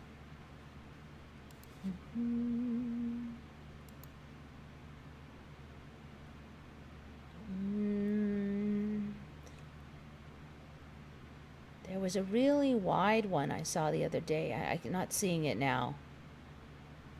But some of them are getting... Well, there's these really tall ones like this. I think I've covered these ridiculous firenados before. Oh, there's some ridiculous lightning for you. So anyway, 100-mile-per-hour winds. So these firenados are supposedly... Ooh, there's a double one. Supposedly are caused... the fire creates them themselves. So I think it was about 6 or 7 years ago they started saying that fire creates its own wind. But now they've really developed that story quite a bit, because now they develop their own tornadoes of 100 miles per hour. What's with the bushfires skipping trees between homes? Cisco-matic. Yeah, you know, there's long been the story that ambers jump, and if the whole area has gotten up to over 100, like 200 degrees Fahrenheit, you would think that these trees would just spontaneously combust. California ran out of money and are doing this to try to get federal funds. You know, we have a big fire problem here, and I can't really speak for Redding, but I can tell you that when we had fires here, I don't think they were faked. I mean, there was definitely a whole bunch of houses burned down, I can tell you that. So, I mean, if you want to argue that some government agents set the fires, the amount of damage that was done was greater than the amount of funds we received. So I don't think there would be any point to that. I can tell you for a fact that many houses were cinder. I used to be in construction a bit, and I saw them myself. In fact, there are certain areas here I would not buy a home, and that's along the canyons, because the winds rip down those canyons, and it just takes one spark, and the sparks just jump, and the firefighters can't stop it when we have the high winds. They just can't. I have heard more about fires and fire-related phenomena in the last couple years than throughout my entire life.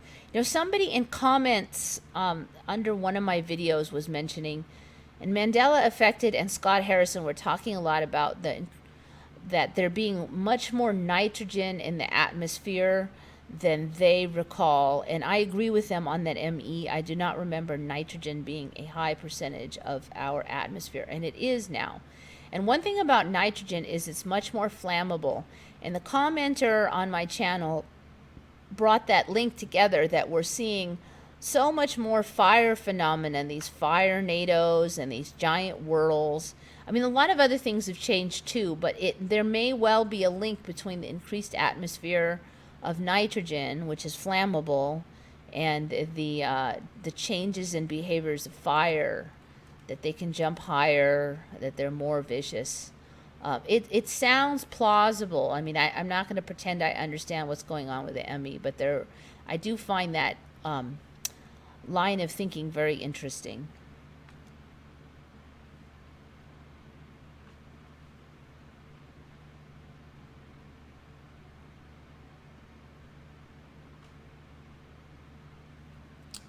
All right, next one. How many more do I have? Okay, not too many more. Oof, not too much more time either. They're walking on two legs.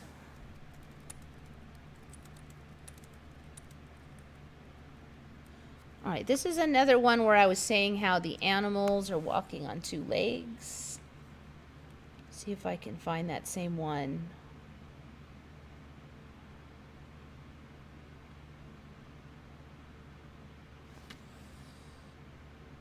National mongoose. This is not the exact one I want.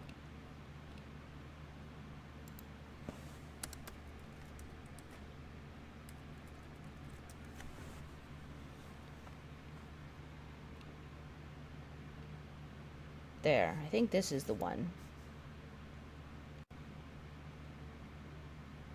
No, I don't think this is the one. This might be one of the older ones. Okay, this one is the first one I ever saw. It was basically this bear was, he hurt his paws is the story, and he would walk around on his 2 legs. Now, it's kind of interesting because I think this video might be speeded up, but it's going a lot faster than I remember it. But recently there was another one.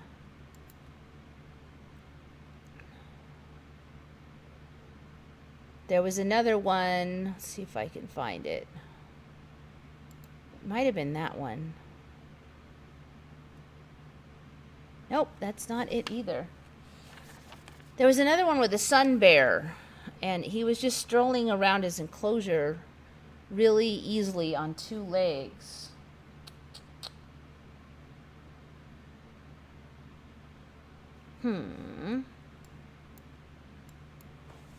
That should come up more easily, though.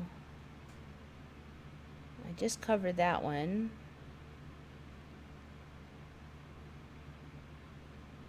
Looks like there's a lot of them, though. Darn it. Not you, not you.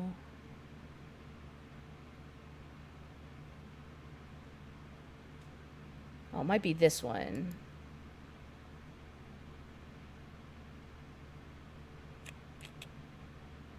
Yep, this is it. Look at this bear strolling around. He has no problem walking on these 2 little stubby legs. It looks ridiculous. There's no real reason for him to be doing this.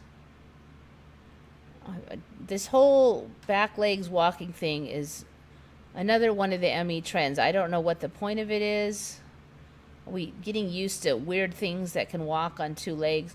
So you can see he's a sun bear or something, one of the related bears that has the neck ring. But anyway, ridiculous. I think I covered the other day, gorillas can run really fast on 2 legs now. 2 back legs.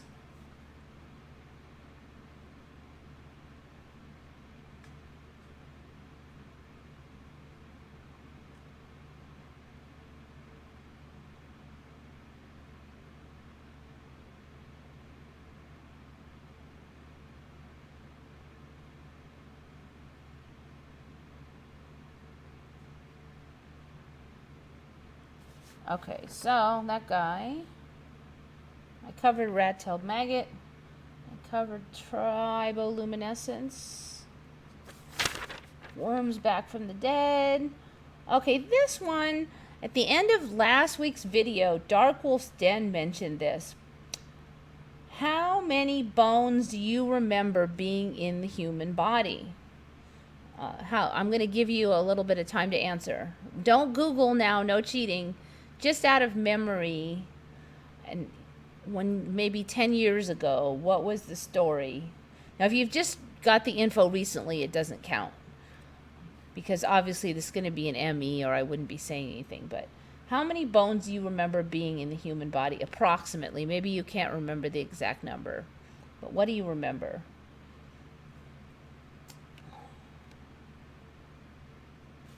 I'm going to go on with the next one.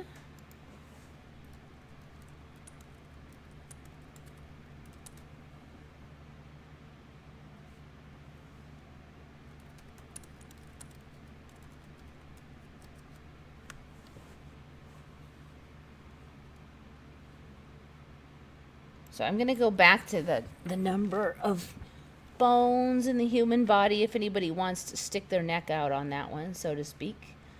All right. This next one, doctors stored woman's skull in her belly. So nowadays, apparently, when they do this brain surgery, and I have to say that I'm seeing a lot of these weird dented skull things, and I never used to see that before. But they're taking out the skull, and they're sticking it, sometimes they stick it in your stomach fat, and supposedly that preserves the bone. Now, I have never heard of this until the last, 2 months or so. So this is her skull that they've cut open, and then they're sticking it in her abdomen, and then it gets blood supply from the fat, and then they can stick it back on her head later. So the story why they chunk out a big chunk of the skull, they're saying it's because of pressure in the skull. Now, in my old timeline, if pressure built up in the skull, they drill one little hole, maybe 2 little holes, and that would be it. They wouldn't remove a giant chunk like that. And then they would put it back on right away. But apparently now sometimes they do this, where they stick it in there, and then weeks or months later they will take it back out and they'll stick it back in her head. So this is all new for me, and it's just weird, and I wanted to bring that one up.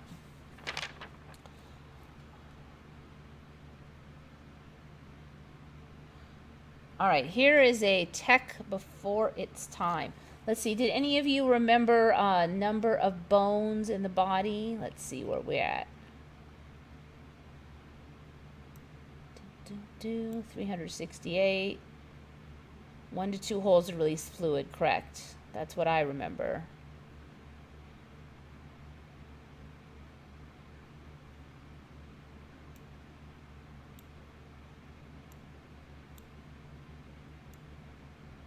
$200, that's an interesting one.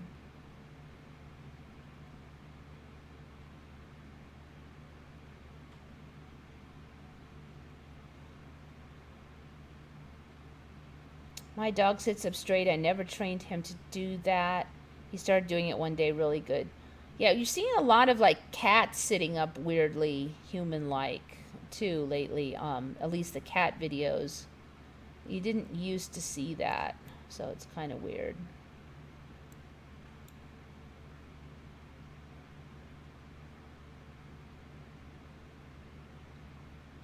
Richard Newell.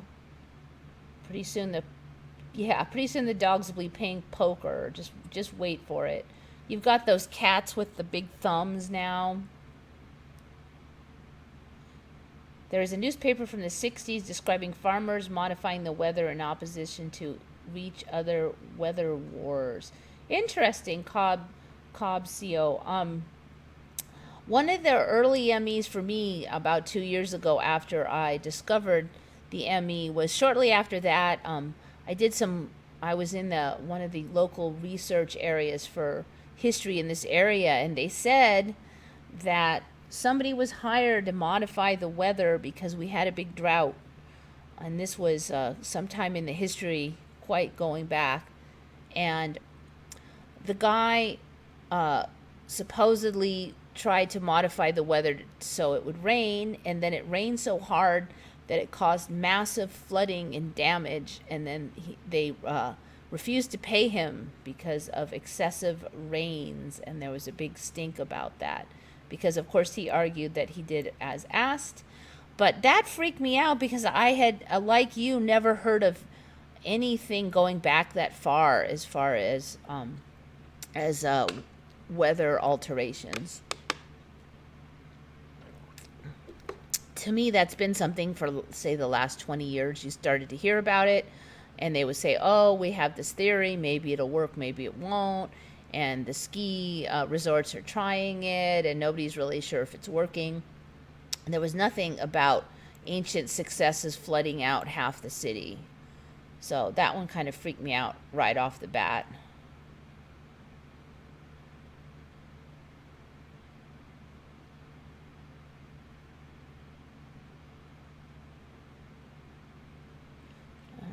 All right, so we got, some people remember, one person remembers 206 bones. Not exactly 206. I remembered 300 and something. I actually forgot what I dug up before. How many bones? I think it was like 400. I'm sure it was in low 300s though, when I researched it. And whoa, wait a minute.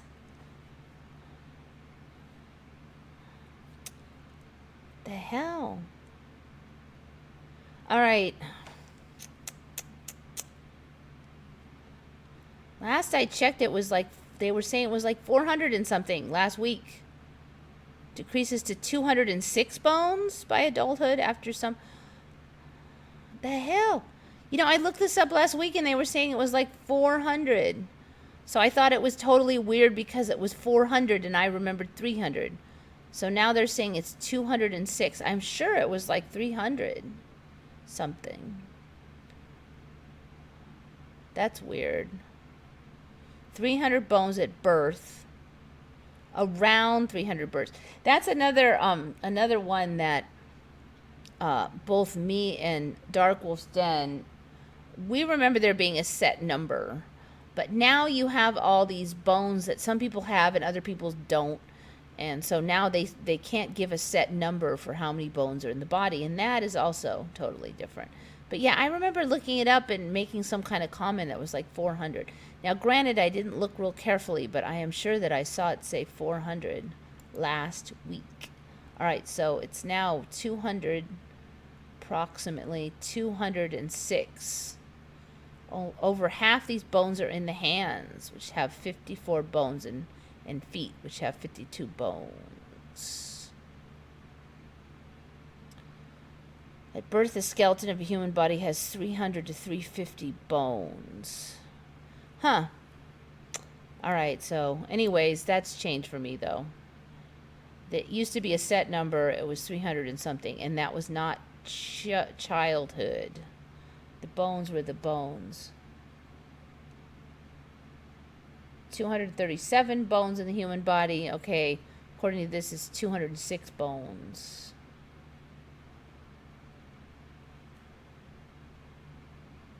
Also, pics of mammoths that were alive during World War II. Oh, I have been predicting that we are going to get mammoths. Because before it was millions of years ago, and then that they went extinct. Then it was just 10,000 years ago. And then they're digging them up almost intact. Mammoth. World War II. Alive. Let's see what we can find. I have not heard of this. Mammoth caught on tape. Woolly mammoth film from 1943. Real or hoax? I'm betting they're going to say it's a hoax, but it's kind of setting the stage, I think. Now, I'm not sure if this is the one with them crossing the river and they argue it's an elephant. And there was another one that was supposedly stolen out of a movie.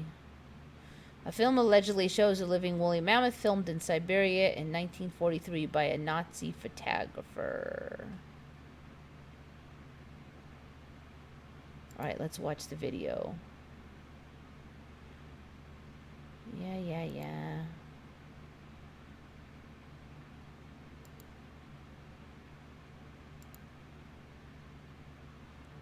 Okay, I think this one is the one that was stolen out of a movie.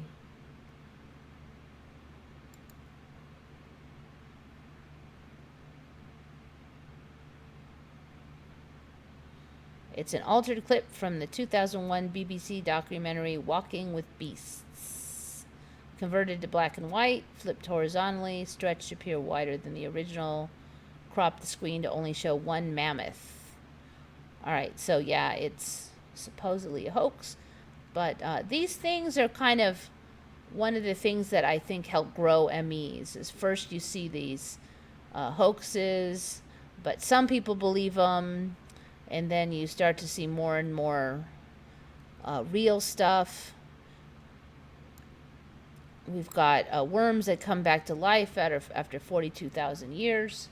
So who the heck knows what's next?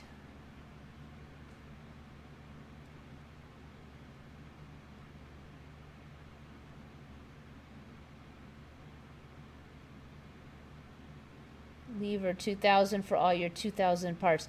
Yeah, I do remember that, but it was parts. So what constitutes a part? Not just bones, because you don't wash your bones. You wouldn't want to get soap on your bones, that's for sure. Where are the dragons coming back? You know, Carolyn, we've got those little baby dragons. Draco lizards. They can just get bigger and bigger over time. But we've already got the tiny ones. The only thing they don't do yet is spit fire. They're so cute, though. These are an ME from about 2 years ago. Look at these cute little guys. Now, this headset thing here has really grown for me. I do not remember. Oh, and some of them are on the neck here. Yeah, that's right. It's the neck. Didn't have that for me originally, especially this huge one. But look at them. There's a whole bunch of different colors of them. They glide. Little dragons. So there we go. We've got some new colors here. Green ones. So anyway, yes, those are the start of our little dragons. Is that even real? I don't think that's real. The heck is that thing? Is that a real bird? I think that's a real bird.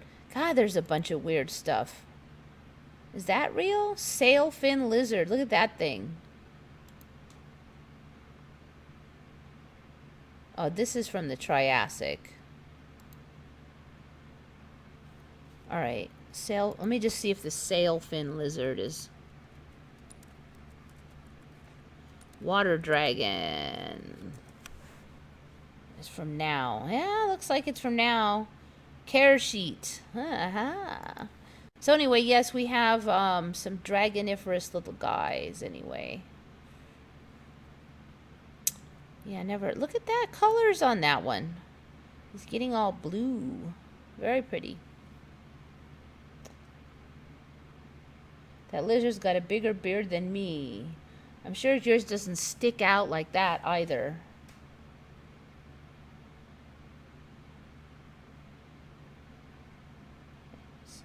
So anyway, they fly. They look like dragons. They're just tiny. I think we might need a thicker atmosphere before we get the bigger ones. Where did all the extra bones? I remember more than 206. Yeah, there was like 313 or something.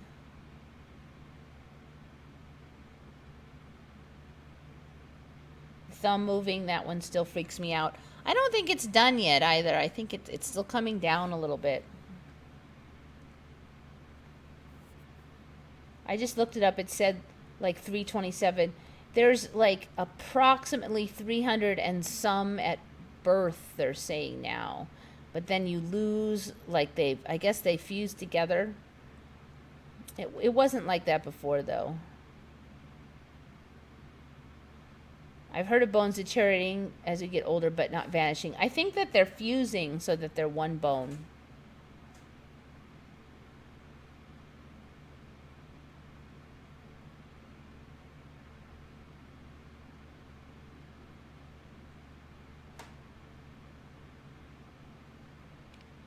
All right, so we're getting down the home stretch here. We got 15 minutes.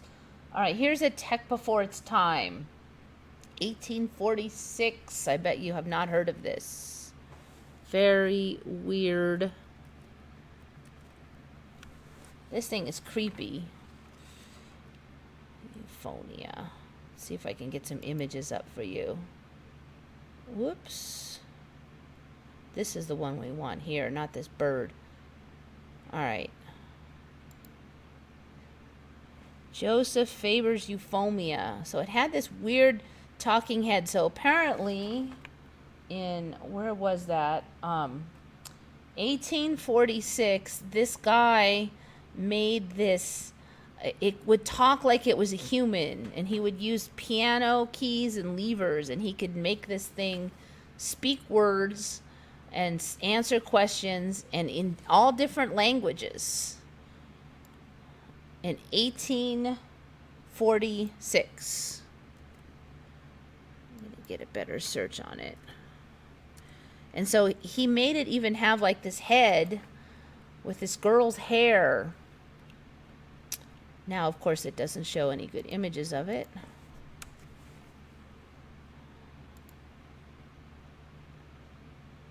So there he is at the controls. This is supposed to be the head. So this one opened its mouth and talk. So you could ask it questions and it would answer. And it had like a bellows system in it. 1846. I don't think so, people. talking machine created in the early mid-19th century by Austrian inventor Joseph Faber and exhibited in the 1845 in Philadelphia and 1846 in London. An earlier version of the invention had been destroyed in 1844 by Faber. So he supposedly spent 25 years developing it. The fabulous talking machine would be named the euphonia. Anyway, never heard of it. Very, very weird. So supposedly it even could speak in accents and things. He could totally control it with all these levers, and you could totally understand it. So that girl's head would open up, and she would move her mouth, and the mouth would be controlled by these levers and bellows and stuff, and she would speak. Just creepy. Search mysterious 60-foot dragon skeleton. All right, I'll do a quickie.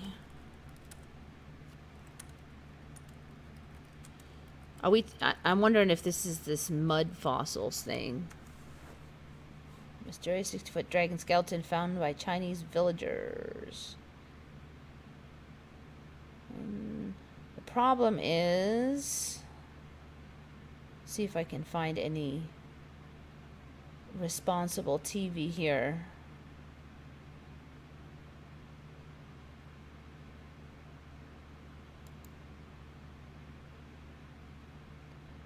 The problem is there's so many hoaxes online that it's hard to tell what images are real and which aren't. Well, it looks interesting.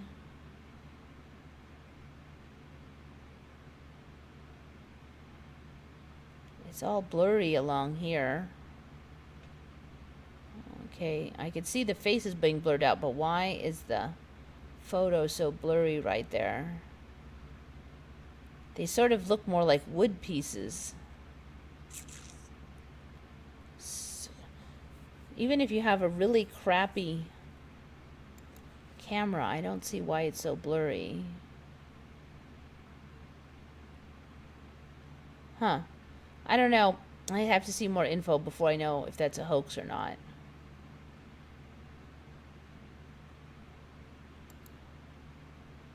It could be just wood pieces, but who knows? Who knows in the current timeline? I'm a little suspicious of mud fossils. Yeah, right now I don't think there's much evidence for it. It's just, land that's shaped kind of like an animal. But, who knows, after a few more shifts, keep an eye on them. They might start to look more and more realistic. Oh yeah, big alligator. The head didn't look like a gator though. See if I can get back to that head. Quit it.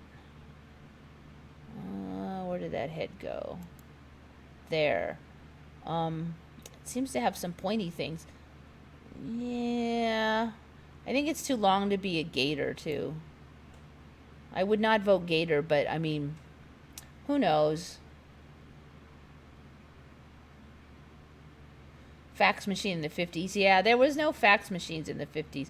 Car phones way back. No. Megalodons showing up a lot. There are a lot of weird things. And I don't even know how to categorize these are hoax or not hoax, because what I see with a lot of MEs is they come up and there'll be these vague videos with no explanation, clickbaity photos, and then later on they'll turn out to be somewhat real at least, or they'll say that it's not a dragon but it is a big lizard or something, something almost as weird. Euphonia. All right, this one's by Bill Bird. Another weird animal. So apparently there's a fish, a faceless fish seen for first time in over a century. Well, I've never heard of a faceless fish, but guess what? It's come back is the storyline now. See if this image will load. But it's a fish without a face.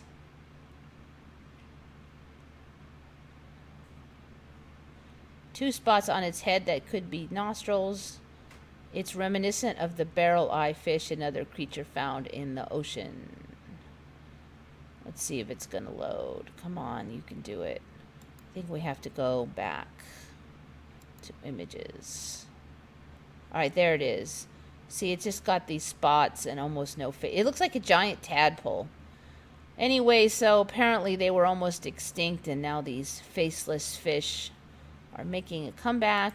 They mentioned the barrel eye. I assume you've all seen that thing, but I'm just going to show it real quick because they're totally ridiculous. This was kind of one of the big Emmys for me. This fish has a see-through head, and then its eyes are inside its head, but since its head is see-through, it can see what's going on. So these green things, if I remember correctly, these green things are the eyes. So there it is. Anyway, that's barrel eye, one of the most ridiculous fishes in the universe, or on the earth. Dark wolf's in less than 10 minutes. Yes, thank you for reminding me. I'm actually coming down the home stretch. Okay, this is the last one.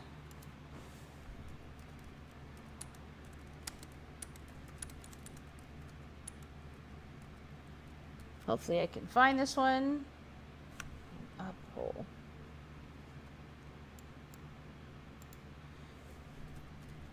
So we were talking earlier about the creepy... let's see if I can find that one.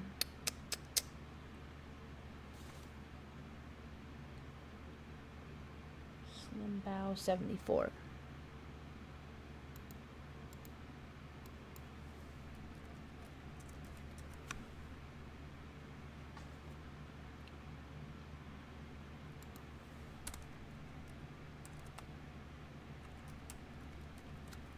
I'm gonna cry if I can't find this one because it was really neat. Come on. Oh, shoot, I can't find it. Going up hole in head.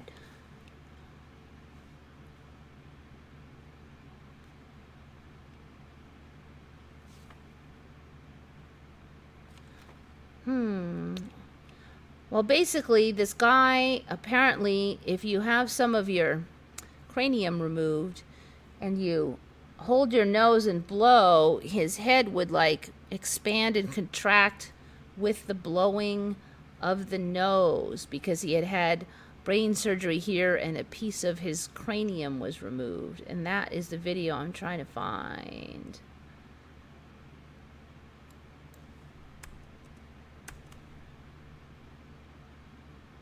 And I'm pretty sure it wasn't this one, but I'm going to click on it anyway. Nope, it was not that one.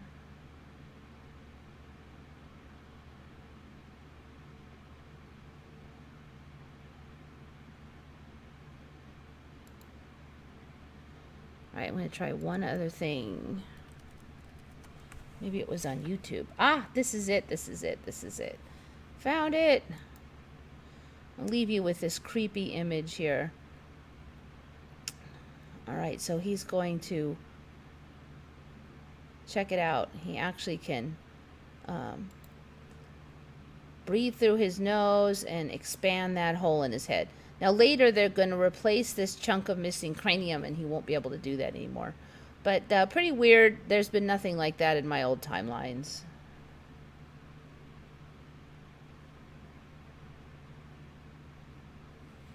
Alright, I think that's everybody. Faceless fish, euphonia, bones.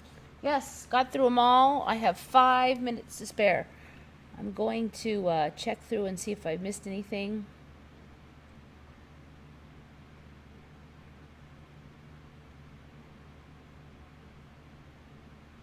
This phone thinks it knows what I want to say more than I do. Yeah, some of the phone changes...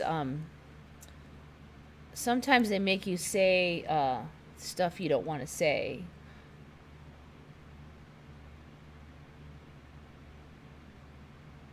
What was it the other day? I was trying to say something and it changed it to cats.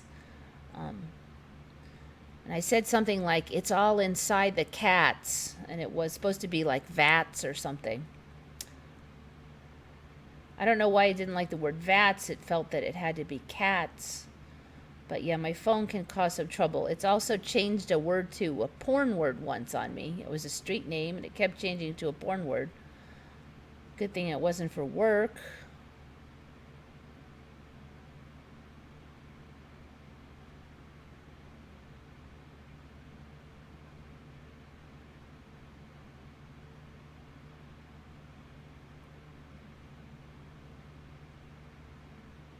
Yeah, there's one other thing I wanted to mention before I go. I mentioned this a while back, that I just felt like my sense of touch had changed. It wasn't quite as sensitive as it was before. The other thing I've noticed the last couple weeks is I used to really like the feel of water on my body. So like when I would jump in the shower, right when the water hit, it always felt so amazing. Especially it's summer now, so it's hotter than Hades lately, so it should be even more enhanced by the fact that I am hot, and so the water feels so good. I'm missing that. It is not happening anymore, and it always happened all my life, that wonderful feeling of the water. And I don't know if it's because my nerves have changed, the nature of the water's changed, but now it's not there. It's just the water, whatever, water, no water. That kind of really good feeling when the water used to go through my hair and stuff, it's gone. It's neutral. And a couple times I try to make an excuse that I might have had the wrong water temperature or something, but no, it's just gone. I don't know if it's coming back, but just want to make that statement. Hopefully, it's all for the better, but I do kind of miss that feeling of the water. Mine too touches like 50% off. Yeah, I had mentioned before, back scratchers just don't feel that good anymore. I used to get the back scratcher out if I had an itch and it felt so good, and I'm like, oh, I'll just scratch for a while because it feels so good. Even though the itch is gone, the back scratcher felt great. And now it just doesn't. It doesn't feel like I can feel it, but there's no special feeling to it. So back scratcher, no special response. Water, no special response. Also, when the fan, like if I have bare skin, the fan, I'm turning on the fans, I can kind of feel the individual puffs of air a lot more than I used to. So in that way, it seems like it's more sensitive, or it just feels different. But I do kind of miss that water pleasure feeling. So it's not the end of the world or anything, but I kind of miss that. Right when you get in the shower, it used to be like, ah, yeah. And now it's like, whatever. No, notice the same thing. I used to love them intensely. Yeah. Yep, now it's like, whatever. Smells have increased. I agree with you there, yes. And I've mentioned that before. My sense of smell has greatly improved. There was a couple times when I went by McDonald's, and I swear to God, I thought someone had hid French fries in my car. I have my car sealed up, all the windows shut, and the smell was so strong, and I was just driving by.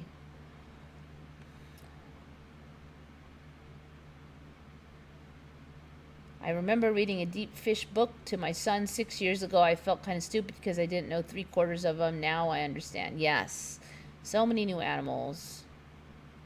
I feel internally more than externally. Yeah, there's not that much sense of touch inside the body anyway, so I don't know if I would notice that. But definitely along my back and in my hair, the water feeling. And it just kind of feels like, I don't know, I think it's everywhere. It just feels like I don't feel it as intensely. Oh, yeah, I've mentioned that one before. I don't know how to pronounce this one. TG Vijik Zix, hot tea that I could suck down hotter tea now, way hotter tea. The other one is jalapenos. Jalapenos used to be the kiss of death for me. I was such a wimp. Now I can, I haven't actually tried to eat a jalapeno, but I can eat things that heavily seasoned with jalapeno, and I barely taste the spice. And that used to be like, must have water immediately, gonna die, will not eat. So now I started eating these foods that I never ate before. I could never touch them. And I can touch fairly hot tea without burning my tongue now. And that was like something that happened very suddenly over the course of just a few weeks. I could suddenly do it. So maybe another sense is stronger if one goes less. I don't know. I haven't got anything. Maybe the sense of smell. I think my pain tolerance is probably a little higher. But, I mean, my sense of taste is weakened, I would definitely say. Things taste different all the time, and I've kind of lost interest in a lot of foods. Things that used to taste really good, now it's like, whatever. Even though my sense of smell is better, the food just, it's like I'm bored with most food now. Instinct animals coming back. Yep. Well, anyways, we are at 2 hours now. Although I can eat a lot of hot foods now, they are like nothing. Yes, that's what I've noticed. Yeah, eating chipotle pepper flavored stuff. Yeah, it's just not a problem anymore. I mean, now I'm like normal. Before, I was the biggest wimp in the universe when it came to spicy foods. Pretty sure our sinus cavity is a lot larger, and we now have 3 sensor lobes. Kit Harner. You know, I hope you expand on that one a bit, because I know that there's a lot going on in the sinus, and there are a lot of bones in there where it used to just be open after you died. The flesh would be gone, and there would be no, you would not see those, the sinus bones in there like you did for animals. But now, similar to animals, we have a lot of bony sinus in there. Dang, there's all this good comments right now, but I really got to go soon.